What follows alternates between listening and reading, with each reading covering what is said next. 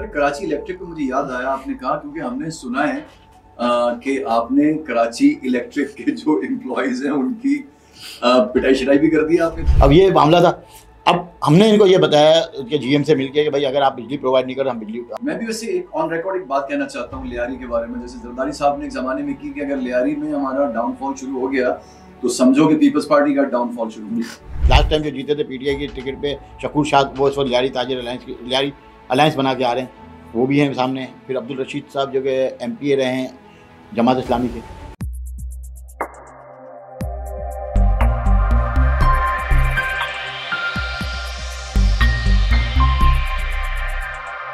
बिस्मिल्लाहिर्रहमानिर्रहीम, अल्लाह के नाम के साथ जो बड़ा मेहरबान और नहायत रहम करने वाला है। नाज़रीन, आजकल हमारे मुल्क में इलेक्शन की आमद है और मैं भी आप समेत उतना ही इस चीज़ के बारे में सर्टन और अनसर्टन हूँ कि हमारे मुल्क में इलेक्शन होने जा रहे हैं या नहीं होने जा रहे हैं।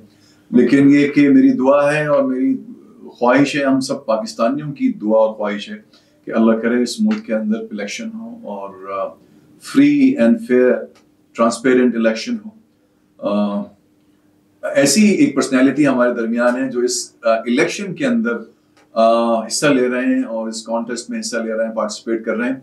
आपका जो ताल्लुक है, आप यहाँ पे पाकिस्तान की जो टिम्बर मार्केट एसोसिएशन और यूनियन के सदर भी हैं ताजिर बरादरी के, और इस दफ़ा वो तहरीक लब्बैक पाकिस्तान से यानी TLP से उनके पास टिकट भी है और MNA का इलेक्शन लड़ रहे हैं। तो उनसे पूछते हैं कि ये इलेक्शन होने जा रहे हैं और कितने पुरुमीद हैं वो कि वो ये इलेक्शन इंशाअल्लाह जीतेंगे। अस्सलाम वालेकुम, आपका तारुफ करा दूं, नाम शर्जील गोपलानी साहब। अली अफजल भाई, क्या हाल है? खैरियत से? मैं ठीक हूँ, आप ठीक ठाक हैं? अल्हम्दुलिल्लाह। सबसे पहले तो आपको बहुत शुक्रिया, आप तशरीफ लाए हमारी मेरी पॉडकास्ट में, और आपके आने के बाद कम से कम हमें ये पता चल जाएगा कि ऑन ग्राउंड पे इस वक्त क्या एक्टिविटीज हो रही है। और मुबारकबाद भी हमारी तरफ से कि आपको ये टिकट मिला है, मगर इस मुबारकबाद के साथ बड़ी गहरी और बहुत ही भारी जिम्मेदारी भी आप पे आयद होती है। इसमें कोई शक नहीं है। लेकिन जब अल्लाह ताला के मीर तकी मीर ने कहा था, इश्क एक मीर भारी पत्थर है, कब ये तुझ नातवा से उठता है। तो ये बहुत भारी पत्थर उठाने जा रहे हैं आप, क्योंकि वैसे तो बज़ाहिर मैं इसलिए कहना चाह रहा हूँ कि ये आपको देख के नहीं लगता, मुझे लगता है आप मैच्योर भी हैं, उम्र के हिस्से में भी हैं, संजीदा भी हैं, दीन से भी ताल्लुक है। तो मगर बज़ाहिर लोग 2-3 वजूहात के बिना पे सियासत में आना चाहते हैं। कुछ लोग तो वो होते हैं जो सिर्फ आपको पता है कि वो अपने माल बनाने के लिए, अपने अकाउंट भरने के लिए आना चाहते हैं। दूसरी तरह के लोग होते हैं, चलो उनका ताल्लुक इससे नहीं है मगर वो पावर के लिए आना चाहते हैं, पावर डायनामिक के लिए। अच्छा लगता है कि जब भांजा भतीजा वालिद या दोस्त अहबाब MNA हो, MPA हो, झंडे वाली गाड़ी हो एंड सो ऑन। तो ये एक बहुत भारी जिम्मेदारी आप पे पड़ने जा रही है। तो थोड़ा सा बताएं कि आप अपनी पहले ताजिर बरादरी के बारे में बताएं कि कब आपको ये टिम्बर मार्केट एसोसिएशन के सदर के तौर पर चुना गया, और फिर हम आएंगे सियासत में। अली भाई, मेरा ताल्लुक है टिम्बर ट्रेड से। मेरे फोर फादर्स भी टिम्बर ट्रेड में थे और हमारा टिम्बर का जो बिज़नेस है वो मेजॉरिटी जो लोग इसमें टिम्बर बिज़नेस में, उनकी इस वक्त पाकिस्तान के पार्टीशन के बाद 3rd जनरेशन है जो इस बिज़नेस के अंदर है। अच्छा, टिम्बर का जो बिज़नेस है वो एक आपका लग्जरी बिज़नेस में और अपर क्लास के बिज़नेस में आता है, छोटा बिज़नेस नहीं होता। पूरी दुनिया में भी जो टिम्बर के काम करते हैं वो आपको लेविश ऊपर के लोग होते हैं जो ये बिज़नेस करते हैं। अच्छा, टिम्बर एक नेचुरल प्रोडक्ट है, तो जब नेचुरल प्रोडक्ट होता है तो हमारा जो रहने का स्टैंडर्ड, बातों वगैरह का, हर चीज़ आपको नेचर से बहुत करीब मिलेगी, क्योंकि हर चीज़ का कहीं ना कहीं आपको अक्स नज़र आता है। ठीक है, या अगर आप देखें जो सूद का काम करते हैं तो उनके अंदर आपको एक फ्रोनियत नज़र आएगी, हार्डनेस नज़र आएगी, सॉफ्टनेस नहीं होगी। तो इस तरीके से हमारे लकड़ी के काम करने वाले में आपको बहुत सॉफ्टनेस नज़र आएगी, ये एक चीज़ है। अच्छा, मैं बिजनेस ट्रेड पॉलिटिक्स में जब मैं आया हूँ, वो मैं आया हूँ तकरीबन आप समझे 2003 से। अच्छा, उसकी वजूहत क्या थी? इसकी वजूहत ये थी कि टिम्बर मार्केट में 3 दिन में 3 लोग किडनैप हो गए। उस वक्त मैं इंटरनेशनल लेवल पे पाकिस्तान से री-एक्सपोर्ट करता था टिम्बर। मैंने जब आपका सुनामी आया था तो सुनामी रिलीफ वर्क के लिए मैं बाटिकुलर अम्पारा में 2000 घरों का प्रोजेक्ट था, उसकी लकड़ी सप्लाई के लिए मैं श्रीलंका गया था। इसी तरीके से यहाँ भी अफगान वॉर में भी मेरी अच्छी खासी सप्लाईज जारी थी वहाँ। तो मेरा ताल्लुक अल्हम्दुलिल्लाह जो था वो अच्छे लोगों से था। और फिर सबसे बड़ी बात, ऊपर बड़ी ईजी अप्रोच थी मेरी प्रेसिडेंट तक भी, प्राइम मिनिस्टर तक भी, क्योंकि इंटरनेशनल लेवल पे बिजनेस भी कर रहा था। अब जब 3 किडनैपिंग्स हुई तो हमने फ़ौरन भाई पुलिस से लॉ एंड ऑर्डर की जो इन्फोर्समेंट एजेंसीज हैं, उनसे हमारी मुलाकात हुई। हम तो हमें बताया गया कि भाई आपके जो किडनैपिंग्स हैं उसमें आपकी मार्केट्स के जो जिम्मेदारान हैं वो ये आपके इन्वॉल्व हैं, वो आपके बारे में जो है वो सारी चीज़ें आगे इन्फॉर्मेशन देते हैं। इन्फॉर्मेशन नहीं हो तो फिर कैसे वो दिया जा सकता है। खैर फिर इसके बाद हम स्टेप उठाया गया, यार अब हमें खुद को आगे आना पड़ेगा। तो मैं पहले टिम्बर मार्केट का इलेक्शन लड़ा, मैनेजिंग कमेटी का मेंबर बना। फिर मैं इसके बाद मैनेजिंग कमेटी का इलेक्शन लड़के वाइस प्रेसिडेंट बना। फिर मैंने देखा कि उसके पास कोई इख्तियारात नहीं है, जनरल सेक्रेटरी के पास होते हैं, तो फिर मैं जनरल सेक्रेटरी बना। तो ये तक मेरे को वहाँ तक पहुँचते 2013 तक मैं पहुँचा वहाँ तक, 2012 में। फिर 2012 में आपको पता है कि 11 में गैंग वॉर मुसलत हो गई शहर में। हम चैम्बर जाते थे, चैम्बर में मौला बख्श चांडियो साहब स्टेज पे बैठे थे, इसके अलावा फयाज लगारी साहब उस वक्त CCPO थे, और इकबाल महमूद साहब DIG साउथ थे। तो उधर मैंने मीडिया के सामने बात की कि भाई वो तो एक पार्टी के फ्लैग लगे हुए और ये अमन कमेटी और ये वो। फिर उस वॉर में हम इन्वॉल्व हुए जिसमें मेरे पे 5 दफ़ा अटैक हुआ, मुझ पर 5 दफ़ा अटैक हुआ। टिम्बर मार्केट में हैंड ग्रेनेड भी मेरी दुकान पे मारे गए, मेरी दुकान पे फायर भी किए गए, रास्ते में गाड़ी पे भी मुझे फायर किए गए। लेकिन मैं अप्रिशिएट करता हूँ सिंध पुलिस को, पाकिस्तान रेंजर्स को, कि जिन्होंने मुझे सिक्योरिटी भी प्रोवाइड की और मेरे साथ शाना बा शाना खड़े रहे, और ये हमने वॉर लड़ी। मैंने 2013 से 2016 की जो है जिला वतनी काटी, क्योंकि इस वक्त कमिश्नर हाशिम रजा साहब और आपके CPLC चीफ थे अहमद चिनाई साहब, इन्होंने मुझे कमिश्नर साहब ने अपने दफ्तर में बुलाया और मुझे बताया कि भाई टॉप 10 की जो लिस्ट आई है जो टारगेट में, उसमें आपका नाम भी है। बोला हमारा नाम तो समझ में आता है, लेकिन आपका नाम भी, आप पाकिस्तान छोड़ दें। उस वक्त फिर विंग कमांडर थे मेरे बड़े अच्छे दोस्त भी, भाइयों की तरह हैं, इस वक्त वो रिटायर्ड हो गए, कर्नल इलियास अफगाना ने बहुत बड़ा एक अच्छा ऑपरेशन किया रेंजर्स का। और आप यकीन करें मैं पाक फौज को हमेशा इज्जत जो करता हूँ उसकी वजह ये मेरा ताल्लुक मेमन बिरादरी से, मेरा ताल्लुक एक कारोबारी बिरादरी मेरा, ठीक है। अब मेरे सबसे बड़ी बात ये है कि मेरा कोई रिलेटिव फोर्स में या पॉलिटिशियन नहीं है, मेरे पास कोई ऐसी सोर्स नहीं है कि मैं जो है ब्यूरोक्रेसी में मेरी सोर्स हो। पाक फौज ने अपनी जिम्मेदारी महसूस करते हुए मेरे पास आए, मुझे बोला कि आप जो है इस वक्त इलेक्शन का भी वो दौर था, क्योंकि 2-3 जगह से मामला थे कि कहीं से भी मेरे साथ कोई हादसा हो सकता है, बच्चे भी छोटे थे। तो मैंने फिर ऑस्ट्रेलिया में 3 साल जिनावत भी काटी, और वहाँ पे आप यकीन करें एक दफ़ा एक बड़ी से कराची की पॉलिटिकल पार्टी के जो लीडर लंदन में रहते हैं उन तक की कॉल आई कि आपने क्या केस फाइल किया वहाँ, क्योंकि वहाँ जो मैंने केस फाइल किया सालम का, उसमें मैंने कराची की पूरी सिचुएशन डाली कि भाई ये कराची के हालात है। और उसके बाद कराची ऑपरेशन हुआ 2016 में आपके सामने, और कराची साफ़ हुआ। जब साफ़ हो गया 2016 में, तो मेरे को पता चला कि भाई अब तो माशाल्लाह हालात अच्छे हैं। तो मैं फ़ौरन चांद रात को मुझे पता चला, ईद वाले दिन मैंने अपना सारी चीज़ें वाइंड अप की, मैंने गाड़ियाँ रातों रात बेची, मेरा बिज़नेस वहाँ शुरू कर दिया था, मैंने बिज़नेस को लॉक किया और पाकिस्तान आ गया। फिर आगे फिर दोबारा जब यहाँ पहुँचा हूँ तो फिर वही पता चला कि भाई फिर यहाँ पे पता चल रहा है। फिर हम इन्वॉल्व हुए 2016 में, और हमने वसीउल्लाह लाखों का जो नेटवर्क था, उस वक्त कर्नल अदनान अजमल साहब थे आपके अब्दुल्ला शाह गाजी रेंजर्स के सेक्टर कमांडर, उनके साथ मिल के हमने वो जो है जो हैंडलर्स थे, जो मीडिएटर्स थे, उनका पूरा किलाकोमा करवाया और वसीउल्लाह लाखों का नेटवर्क वो ख़त्म करवाया। अब बताने का मकसद ये कि हर फोरम पे हम खुद आएँ। कोरोना हुआ आपके सामने 3 दिन 3 रातें हमने अहमद जिन्ना रोड पे धरना दिया, फिर नासिर शाह साहब आए, और फिर जब वो प्रेस कॉन्फ्रेंस हुई तो कोरोना गायब हो गया। इस तरीके से स्टेट बैंक ऑफ पाकिस्तान ने कंटेनर रोक दिए, तो एक रात 2 दिन मैंने स्टेट बैंक के बाहर धरना दिया, और वो रात की सर्दी की जो रात थी ऐसी मैंने कराची में नहीं देखी। वो 8 डिग्री पे 7 डिग्री पे इस वक्त टेम्परेचर आ चुका था, हमें टेंट नहीं लगाने दिया गया और मैं खुले आसमान तले पूरी रात बैठा रहा हूँ। लेकिन अगले दिन अल्हम्दुलिल्लाह deputy governor State Bank doctor Inayat के साथ मीटिंग हुई और ये मसला रिजॉल्व हो गया। अब आपके पोर्ट से कंटेनर क्लियर हो रहे हैं, डॉलर आगे पीछे जो भी हुआ वो आपके सामने है। तो ये सारी चीज़ें ले करते हुए यहाँ तक मैं पहुँचा हूँ। अच्छा, तो ये तो बड़ा आपका, मैंने पूरा जो आपका बैकग्राउंड सुन के, और ये वाकई ये बिल्कुल सही फरमा रहे हैं आप कि बहुत सारे लोग आपकी तरह मेरे ख्याल इन हालात के शिकार हुए हैं। और लेकिन ये कि अब आप खैर से वापस आ गए हैं। 2016 की बात से अब तक कोई 8 साल हो गए आपको, आप यहाँ कराची में ही हैं। तो अब कुछ बताएं, आपका ताल्लुक कौन सी सियासी पार्टी से जिसने आपको ये टिकट दिया है? मैं अली अज़ल भाई आपको ये बताऊं कि शुरुआत कहाँ से हुई थी? मैं जब आपने कहा कि जब मैंने आज 2003 या 4 से शुरू की सियासत, जी बिल्कुल, मैं ना, तो पहली कौन सी सियासी पार्टी थी जहाँ से आपकी सियासी सरगर्मियों का आगाज हुआ? देखिए मेरी सियासी सरगर्मी का आगाज़ कभी भी नहीं हुआ। 2013 में मुत्तहिदा कौमी मूवमेंट ने 3 हल्कों से मेरे से फॉर्म फिल करवाए थे, लेकिन वो टिकट उन्होंने मुझे नहीं देना था, इस्तेमाल करना था।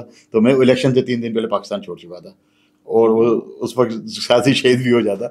इसके बाद कोई मेरा इरादा नहीं था, न पहले था न बाद में था, क्योंकि उस वक्त भी मैं बिजनेस पॉलिटिक्स में ही था।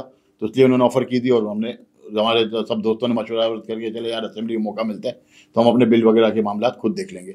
फिर जब मैं वापस आया हूँ तो उसके बाद कोई ऐसी मामला नहीं थे। इसके बाद इलेक्शन हुए, मुझे पीटीआई के रहनुमा मेरे दफ्तर पे आए। फिर इसके बाद रात को बारबी टुनाइट में आरिफ अलवी साहब, इसके अलावा सरदार अजीज़ साहब, उनके और भी एमपी जो बाद में बने, ये सब लोगों ने मेरा डिनर किया बारबी टुनाइट में। 16 की बात है, ये 16 के इलेक्शन की मैं बात कर रहा हूँ, जो लास्ट इलेक्शन हुए 18 के।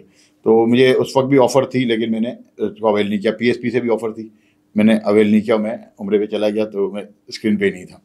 फिर इस दफ़ा जब बाई इलेक्शन आए तो मुझे सबसे पहले मुत्तहिदा की राब्ता कमेटी से कॉल आई कि भाई आप हमारी तरफ से इलेक्शन लड़ रहे हैं, बाई इलेक्शन। तो मैंने इनसे मना किया और ऑन द स्पॉट ही मुझे तहरीक लब्बैक पाकिस्तान से कॉल आई और उनका कहना ये था कि देखा हम नामूस रिसालत के लिए काम कर रहे हैं और आप जैसे लोग अगर आगे नहीं आएंगे तो फिर सिस्टम कैसे सही होगा, क्योंकि हम ये नहीं हम चाहते हैं कि आप जैसे ताजिर और जिनका बैकग्राउंड अच्छा है वो हमारे साथ आएँ, हम ताकि कौम की खिदमत। तो मैंने बाई इलेक्शन में इनके साथ फॉर्म भरा 2020 में, लेकिन उस सीट के ऊपर बाई इलेक्शन कैंसिल हुए। आपको पता है लास्ट जो 7 सीटों पे इलेक्शन हुए थे सिर्फ लहरी की सीट पे बाई इलेक्शन कैंसिल हुए। फिर इस दफ़ा जब इलेक्शन से पहले मेरे को और भी पार्टियों की तरफ से ऑफ़र थी और बल्कि 2 दिन पहले तो सिंध की बड़ी पार्टी के रहनुमाओं ने मुझसे गिला भी किया कि हम आपको एमएनए का टिकट दे रहे थे, आपने हमारे इस पर नहीं दिया। मैं तहरीक लब्बैक पाकिस्तान चूज़ करने की जो वजूहत हैं वो मैं आपको बताता चलूँगा। भाई देखिए, हम ताजिर लोग हैं और मैं 12 दफ़ा सेनेट और नेशनल असेंबली की जो फाइनेंस की स्टैंडिंग कमेटीज़ होती हैं, जो आपके बजट के बाद असेंबली कमेटीज़ की मीटिंग होती हैं, वो भी मैं हर साल जो है अटेंड करता हूँ। इसके बाद उनकी स्टैंडिंग कमेटीज़ में भी मैं जाके जो तजावीज़ होती हैं उस पर बहस होती है और अल्हम्दुलिल्लाह आज तक 100% रिजल्ट है। जो तजावीज़ दिए हैं उस पर अमल भी करवाया है। ठीक है, तो अब वो इनका जो मंशूर है वो मंशूर मुझे बहुत ज़बरदस्त समझ में आया, क्योंकि मेरी सादरी साहब से 2 मुलाकातें, एक बाई इलेक्शन के बाद कराची में मुलाकात हुई, एक दफ़ा फिर मैं लाहौर गया उनके पास। तो मैंने जाकर उनसे मिला और अलग से मेरी मुलाकात हुई और मैंने उनको और उनकी जो टीम है उनसे भी मेरी जो मुलाकात हुई, मैंने इनसे ये बात की कि देखें अगर टैक्स का निज़ाम यही रखना है तो आप में और दूसरों में क्या फ़र्क है। आप तो वो चीज़ देख रहे हैं जो अब आप इस्लामी शुआयर की बात करते हैं और जो सल्तनत उस्मानिया का जो हमारे शुआयर थे, जिस तरीके से हमारे जो है हज़रत उमर फ़ारूक रज़ी अल्लाह तआला अन्हु के दौर से लेके और सुल्तान हमीद तक जो हमारा 800 साल का दौर है जो इस्लामी हुकूमत का तर्ज़ हुक्मरानी का, आप उस चीज़ का मैकेनिज़्म लेकर आए ना। अगर उसके ऊपर आपकी रिसर्च नहीं है तो फिर आप में और दूसरों में क्या फ़र्क है। उन्होंने मुझे इस बात की उस वक्त बहुत ज़्यादा एश्योरेंस दी कि इंशाल्लाह अब जब बजट आएगा इससे पहले ही आपके पास मंशूर हमारा आएगा।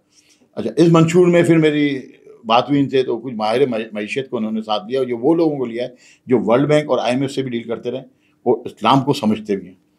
तो उन्होंने जो अभी अपना मंशूर दिया उसमें उन्होंने ये बताया कि हम टैक्स का निज़ाम ख़त्म करके ज़कात और उशर पे लेके आएंगे। जिस तरह हज़रत उमर बिन अब्दुल अजीज़ का दौर चला है उसमें 8 सूबों से ज़कात के पैसे वापस आए, जिनको उम्र सानी भी कहा जाता है। तो उन चीज़ को इस पैटर्न के ऊपर ये आ गया है। अब देखें कराची इलेक्ट्रिक, जब कराची इलेक्ट्रिक पे मुझे याद आया आपने कहा, क्योंकि हमने सुना है कि आपने कराची इलेक्ट्रिक के जो एम्प्लॉयज हैं उनकी पिटाई शिटाई भी कर दी आपने। तो पहले तो बताइए खबर सही है, दुरुस्त है, और की तो उसके पीछे कोई ना कोई वजह यकीनन होगी। अरे भाई देखिए, सबसे पहले तो मैं बात बताऊँ, ये फेल अच्छा नहीं था, हुकूकुल इबादत का मामला था। मैंने जाके उन मजदूरों से माफ़ी मांगी है और आज आपके चैनल के तवज्जो से माफ़ी मांगते थे। ये किसी गरीब आदमी को मारने का कोई वो नहीं होता। लेकिन अब जो बात आपने मेरे बैकग्राउंड किया है, बैकग्राउंड ये है, जिस वक्त कराची इलेक्ट्रिक प्राइवेट हुआ तो हमें ये बताया गया कि जो एग्रीमेंट है, एक तो बिजली के रेट सस्ते होंगे और लोड शेडिंग कम होगी। ये मामला चलते चलते अचानक से लोड शेडिंग बढ़ गई ताबिश गौर साहब के टाइम पे। उस वक्त हमने उन गाड़ियों पर रैली निकाली MA जिन्ना रोड से लेके वज़ीर आला सिंध किया उस पर। उस वक्त ताबिश गौर साहब ने रब्ता किया मरहूम SM मुनीर साहब जो कि federation Pakistan chamber of commerce के आपके सदर भी रहे हैं और BMG ग्रुप के चेयरमैन भी रहे हैं और कराची चैम्बर के भी जो चेयरमैन रह चुके हैं। भाईजान ने हमें फ़ोन किया, भाईजान ने बोला यार तुम लोग ऐसा करो कि इस मसले को हम बैठ के हल करते हैं। हमें बिल्कुल सही है। फिर हमने सुबह 8 बजे अगले दिन भाईजान के ऑफिस में मीटिंग की, बीच लग्जरी हाउस के सामने ऑफिस है इनका, वहाँ पे ताबिश गौर से हमारी मीटिंग हुई। ताबिश गौर ने हमें एश्योरेंस दिलाया कि देखें ये चोरी होती थी बिजली, हमने मुलाजमीन को भी जो चोर थे उनको निकाल दिया, हज़ारों मुलाजिम निकाले गए, लेकिन आप बेफिक्र हो जाएँ, हम बिजली का जो हमारी कमिटमेंट है हम वो फुलफिल करेंगे, हमें आप टाइम दे दें। फिर उस मैकेनिज्म पे हमने काम किया मार्केटों में कि मार्केट्स तमाम लोड शेड फ्री हो जाएंगी, क्योंकि मार्केट में कहीं बिजली चोरी भी नहीं है और बिल भी 100% है। ये मामला चलता रहा और एक टाइम पे आके टिम्बर मार्केट जो है से बाहर जितनी मार्केट्स हैं, MA जिन्ना रोड पर जितनी मार्केट्स हैं, सदर, ये सब लोड शेड फ्री हो गई। इन्होंने बाकायदा PMT अलग लगा दी और ये मामला चलता रहा। अचानक से 2 साल के बाद फिर वो लोडशेड शुरू, फिर हमारे मुज़ाकरा, उन्होंने बोला भाई वो बिजली चोरी होती है, हमने अपने ऑफिस प्रोवाइड किए, हम फ्रंट पे आए। अगर बिजली चोरी कर रहा है तो हमारा उससे क्या वास्ता, लेकिन हम इनके साथ फ्रंट पे आए, हमने दफातर खोले, हमने इनके साथ बिजली चोरों को ये कुंडे हटवाए। कुंडे हटवाने के बाद हमने इनको ये कहा कि भाई आप इनकी FIR कटाएं। आप यकीन कर रहे हैं पुलिस भी हमारे साथ आ गई, FIR हम अपनी मुद्देद में कटाना चाह रहे हैं, उन्होंने नहीं काटी, जंक्शन पकड़े गए पूरे। हमने ये इंकशाफ किया कि कराची इलेक्ट्रिक खुद बिजली चोरी में इन्वॉल्व है। और आपने पिछले दिनों देखा होगा सोहराब रोड पे जो एक सियासी पार्टी का जो काउंसलर जब कत्ल हुआ, तो उसके बाद जब वहाँ पे ऑपरेशन किया गया तो पता चला कि PMT से पूरी PMT लगी हुई है, जिससे पूरी बिजली चोरी हो रही है।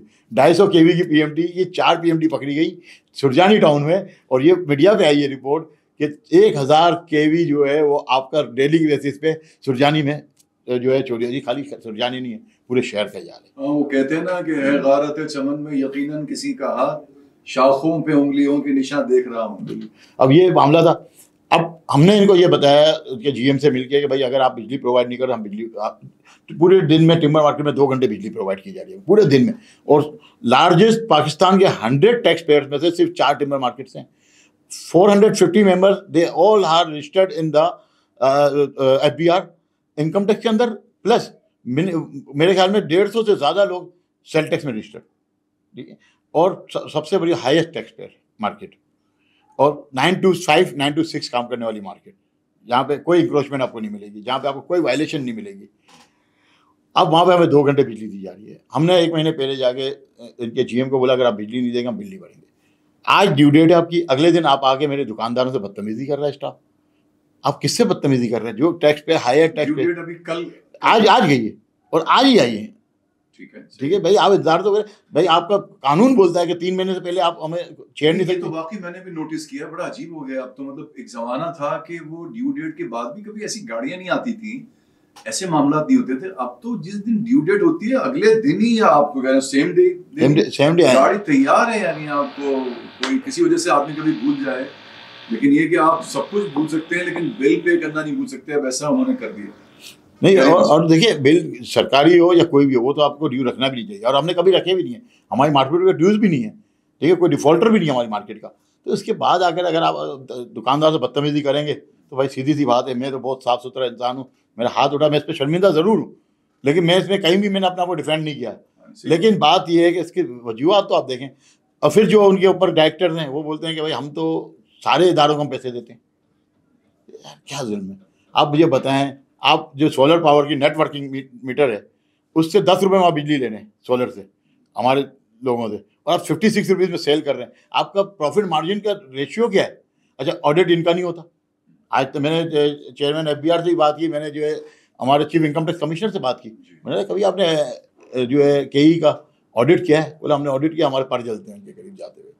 तो अच्छा, इन्होंने ये मैकेनिज्म तहरीक पाकिस्तान ने ये दिया है कि जो IPPs को जो सब्सिडीज दी जा रही है ना, वो आवाम को डाइवर्ट करेंगे। हमने मैकेनिज्म मैंने लियारी के लिए ये बनाया है कि हम कम से कम प्राइवेट सेक्टर को लाएं, और ये जो सोलर सिस्टम है ना, उस पर हम कन्वर्ट करा दें लियारी को तमाम छतों पे।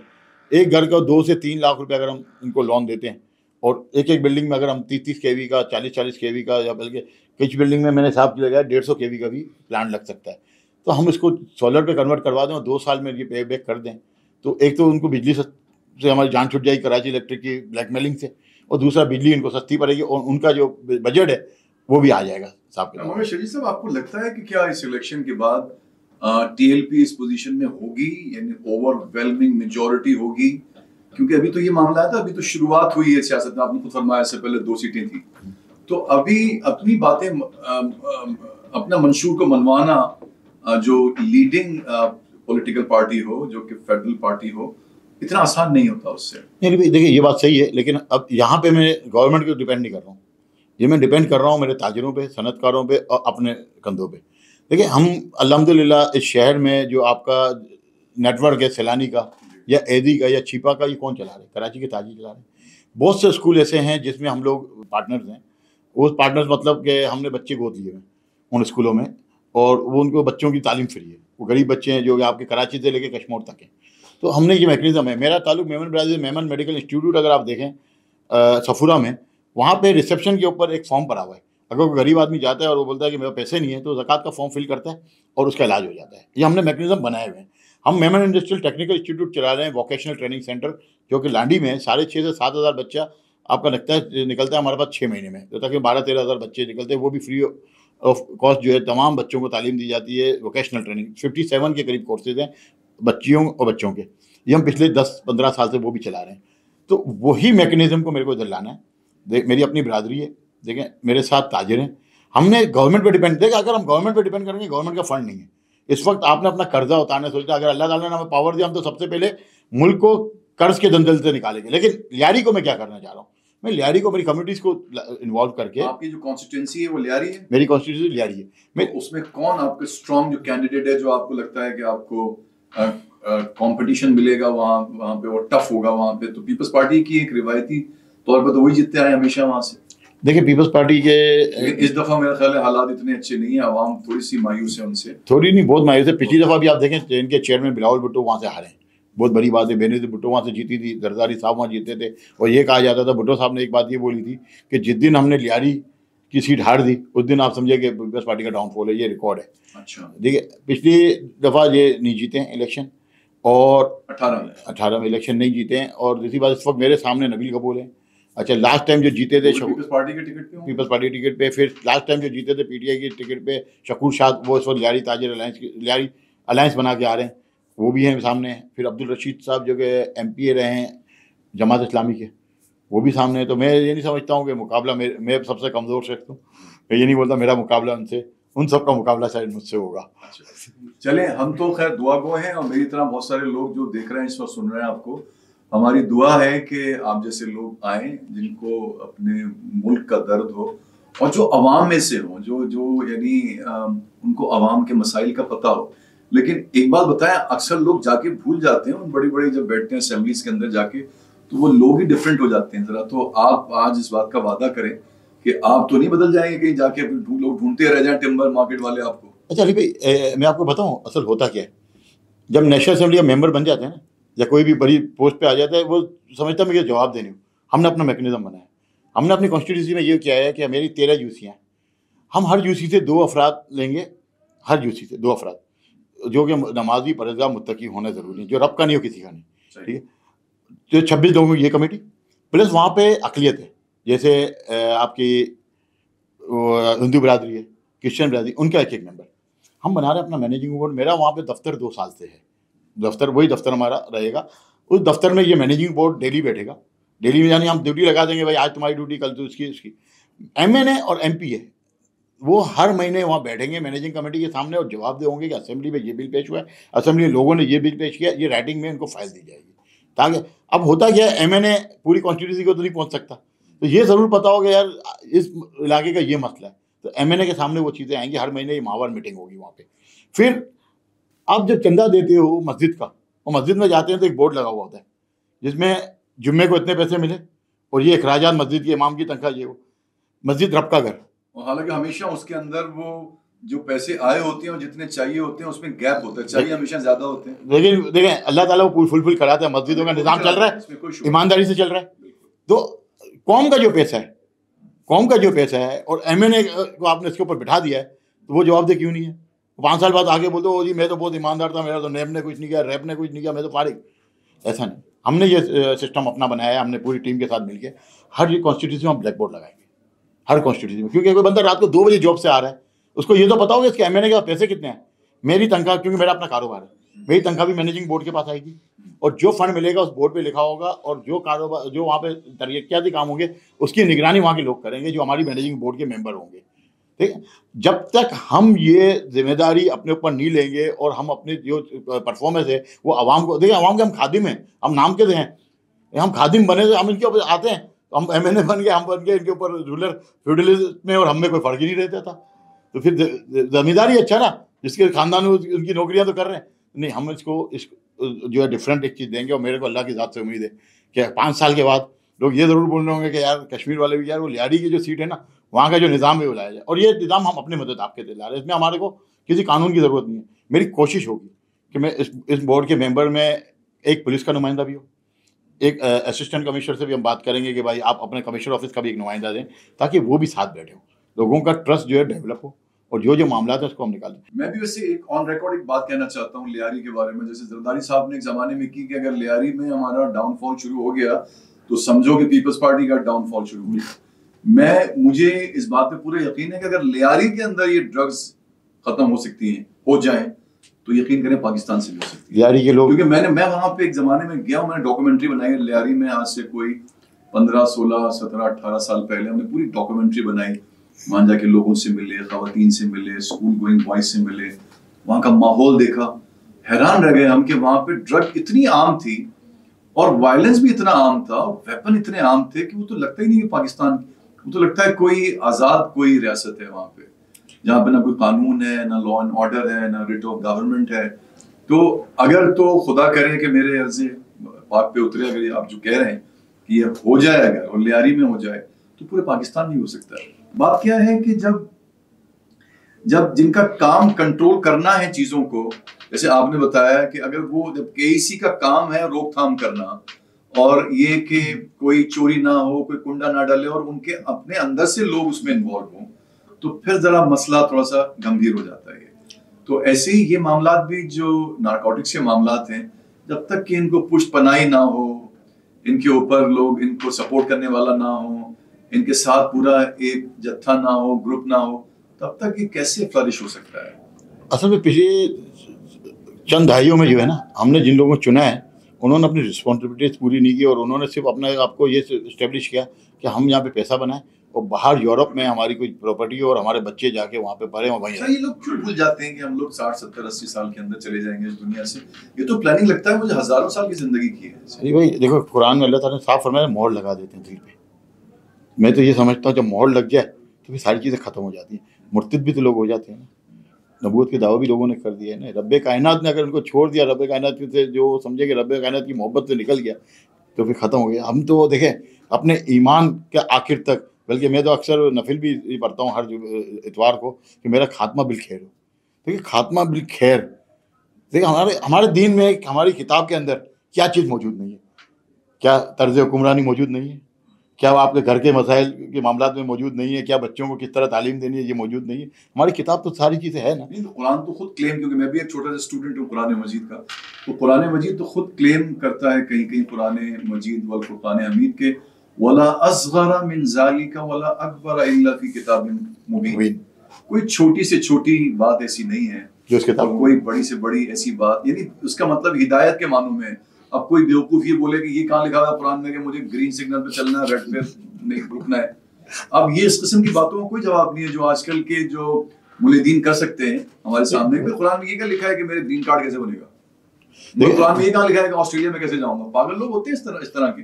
तो जहाँ छोटी से छोटी बात है और जहाँ बड़ी से बड़ी बात है कि उसका मतलब ये है कि इंसान की हिदायत के लिए उसका माइशी निज़ाम है, उसका जो एक सोशल सिस्टम है, उसका जस्टिस सिस्टम है, एक लॉ है, उसमें सारी चीजें जो एक इंसान की हिदायत के लिए दरकार है वो सब मौजूद है। जब मौजूद है, दीन फितरत है, फिर हमारे पास हर चीज़ आ चुकी तो उस पर हम अमल नहीं करते तो अल्लाह ताला ने अगर हमारे दिल पे मोहर लगा दी तो खत्म हो गई बात।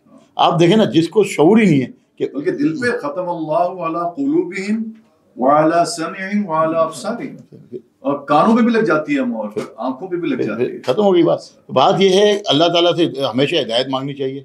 अल्लाह ताला अपने खैर में कहते हैं इब्लीस से बड़ा इबादत गुजार कौन था? हज़ारों साल लाखों साल की तारीख उसकी इबादत की, लेकिन रब्बे कायनात ने जब उसको लानती करार दे दिया, हमारी औकात की, हमने तो इबादत का एक जर्रा भी नहीं किया होगा शायद, ठीक है, लेकिन हम पे रहमत है रब की, तो हम कम से कम अल्लाह से हिदायत तो मांगते रहे। आपने बात की ना, मैं पे जिम्मेदारी जब आएगी तो मेरा हाल क्या होगा, मेरी पकड़ कैसी होनी है? तो फिर मैंने रब के आगे अपने आप को जो है रजू नहीं रखना है। मेरे को अपना जो है रात का वक्त जो मेरे रब ने बोला है कि आखिरी पैर में उठ के मेरे आगे हाजिर होकर अपनी खैर तो मांगूंगा ना। देखिए मेरा खात्मा बिल खैर कैसे होगा कि मैं किसी की बद्दुआ लेके नहीं जाऊँ। जब हज़रत उमर फारूक रज़ी अल्लाह ताला अन्हु ये फरमाते हैं कि दरियाए दजला के किनारे कुत्ता मर जाए उसका जवाब दे भी उमर, तो मेरी औकात क्या सहाबा के सामने। लेकिन ये जिम्मेदारी मैं इसलिए रहा हूँ कि अल्लाह ताला ने ये भी फरमाया, मेरे नबी की हदीस है ये कि आपने बुराई को रोकना है, हाथ से रोकना है, ज़बान से रोकना है, दिल में बुरा समझ। लेकिन हम पहले मरहले में क्यों नहीं जाएँ? जब हम जहाद करना हम चाहते हैं, नबी वसल्लम ने सारी ज़िंदगी जहाद किया। नबी वसल्लम के कुल असासों में 9 तलवारें थी, कुल असासों 9 तलवारें थी, और इसको अडॉप्ट किया यहूद ने। उमर लोगों को, हज़रत उमर बिन फारूक का जो निज़ाम है, जो है आपका हुक्मरानी, उसको अडॉप्ट किया वेस्ट ने। ठीक है, 1920 में या जो ये वहाँ पे वर्ल्ड वॉर ख़त्म हुई है, और उसके बाद जो निज़ाम लेकर आए हैं वो वेस्ट लेकर आया है, जिसमें आपकी जॉब सिक्योर है या एजुकेशन सिक्योर है या हेल्थ सिक्योर है, ये तो उमर लोग लेकर आए। वो भाई दीन इस्लाम से बढ़ के बेहतरीन चीज़ है ही नहीं कहीं, इससे हम क्यों भाग रहे हैं? हम क्यों? लेकिन ये इंशाल्लाह मेरे को अल्लाह की ज़ात से उम्मीद है अली भाई, मेरे को टीम भी मिलेगी, और हम कम से कम अपनी जो जिम्मेदारी है वो ज़रूर पूरी करेंगे। हमारी दुआएं आपके साथ हैं। और वो मुझे एक शेर में अक्सर पढ़ता हूँ उम्मीद के लिए कि उम्मीद की किरण के सिवा कुछ नहीं यहाँ, इस घर में रोशनी का यही इंतज़ाम है। तो ये जो रोशनी का इंतज़ाम है हमारे मुल्क पाकिस्तान में, वो एक उम्मीद की किरण है और यही रोशनी का इंतज़ाम है। तो अल्लाह करे कि आप जाएं ऐवानों के अंदर और आप वहाँ पे जाएं और आप जो कह रहे हैं इंशाल्लाह उसको आप बिल्कुल अमली जामा पहनाएं उसको। और एक भी इंसान, मैं ये मानता हूँ कि लोग कहते हैं आमतौर पर नक़ाल खाने में दूध की कौन सुनेगा, इतनी बड़ी पार्लियामेंट है, लेकिन कतरा कतरा ही समंदर बनता है। और वो कतरे के अंदर वो कहते हैं ना, यूं तो दरिया में है कतरे ही कतरे सब, यूं तो दरिया में है कतरे ही कतरे सब, कतरा वही है जिसमें के दरिया दिखाई दे। तो अगर आप वो एक ऐसे बन जाएं जिसके अंदर वो पूरी आप इस उम्मत या हमारे पूरे पाकिस्तानियों को, और मैं समझता हूँ कि बहैसियत मुसलमान, वो तो ठीक है एक उम्मत का एक ब्रदरली हमारा एक रिश्ता है आपस में, लेकिन जो जिम्मेदारियां आयद होती हैं माइनॉरिटीज के लिए, वो सबसे पहले के हम पाकिस्तानी, यानी उनके नजदीक पाकिस्तानी है। तो हमारा मजहब हमें डिस्क्रिमिनेट नहीं करता कि अगर कोई एक मुसलमान हो या कोई एक ईसाई हो या कोई और हो, तो उनके हुकूक के बारे में हम बल्कि कोई नाइंसाफी करें। बहुत शुक्रिया आपका, आप तशरीफ लाए, अल्लाह ताला आपको आपके रातों में कामयाब करे। नाज़रीन, ये थे हमारे शर्जील गोपलानी साहब, और हमारी दुआएं इनके साथ हैं। इंशाअल्लाह अगले अपने पॉडकास्ट में किसी और शख्सियत के साथ हाजिर खिदमत होगा। तब तक के लिए अपना बहुत ख्याल रखिएगा। फी अमानिल्लाह।